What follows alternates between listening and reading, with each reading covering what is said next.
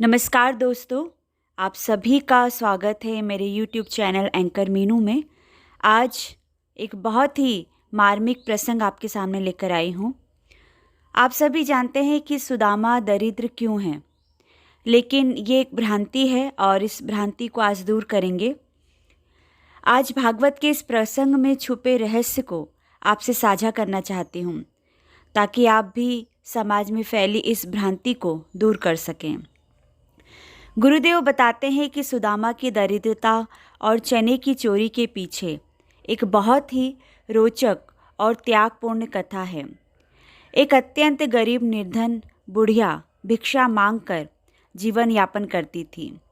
एक समय ऐसा आया कि 5 दिन तक उसे भिक्षा नहीं मिली। वह प्रतिदिन पानी पीकर भगवान का नाम लेकर सो जाती थी। 6वें दिन उसे भिक्षा में 2 मुट्ठी चने मिले।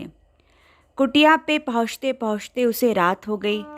बुढ़िया ने सोचा, अभी चने रात में नहीं, प्रातःकाल वासुदेव को भोग लगाकर ही खाऊंगी। यह सोचकर उसने चनों को कपड़े में बांधकर रख दिया और वासुदेव का नाम जपते जपते सो गई।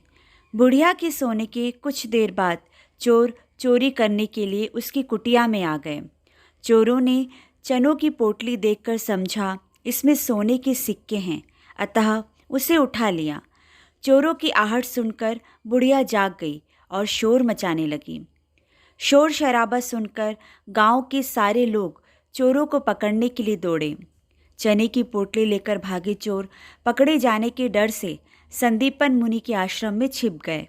इसी संदीपन मुनि के आश्रम में भगवान श्री कृष्ण और सुदामा शिक्षा ग्रहण कर रहे थे। चोरों की आहट सुनकर गुरु माता को लगा कि कोई आश्रम के अंदर आया है। गुरु माता ने पुकारा, कौन है? गुरु माता को अपनी ओर आता देख चोर चने की पोटली छोड़कर वहाँ से भाग गए।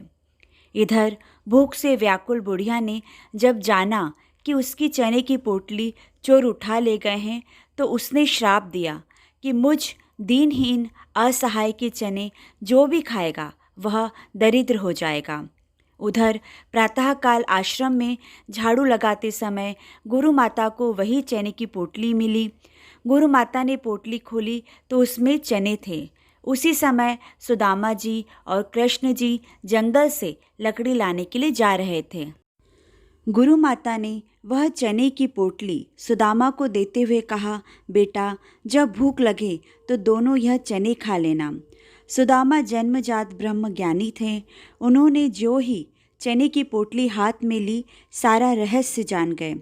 सुदामा ने सोचा, गुरु माता ने कहा है यह चने दोनों लोग बराबर बांट के खाना, लेकिन ये चने अगर मैंने त्रिभुवनपति श्री कृष्ण जी को खिला दिए तो मेरे प्रभु के साथ साथ तीनों लोग दरिद्र हो जाएंगे। नहीं नहीं, मैं ऐसा नहीं होने दूंगा। मेरे जीवित रहते मेरे प्रभु दरिद्र हो जाएं, मैं ऐसा कदापि नहीं करूंगा। मैं ये चने स्वयं खा लूँगा, लेकिन कृष्ण को नहीं खाने दूंगा। और सुदामा ने कृष्ण से छुपाकर सारे चने खुद खा लिए। अभिशापित चने खाकर सुदामा ने स्वयं दरिद्रता ओढ़ ली, लेकिन अपने मित्र श्री कृष्ण को बचा लिया।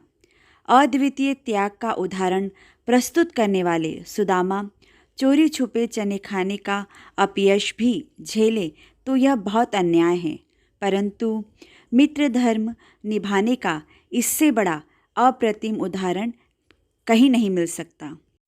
वास्तव में यही सच्चे मित्र की पहचान है। यही सीख हमें इस प्रसंग से लेनी चाहिए। जय श्री कृष्णा, जय श्री कृष्णा।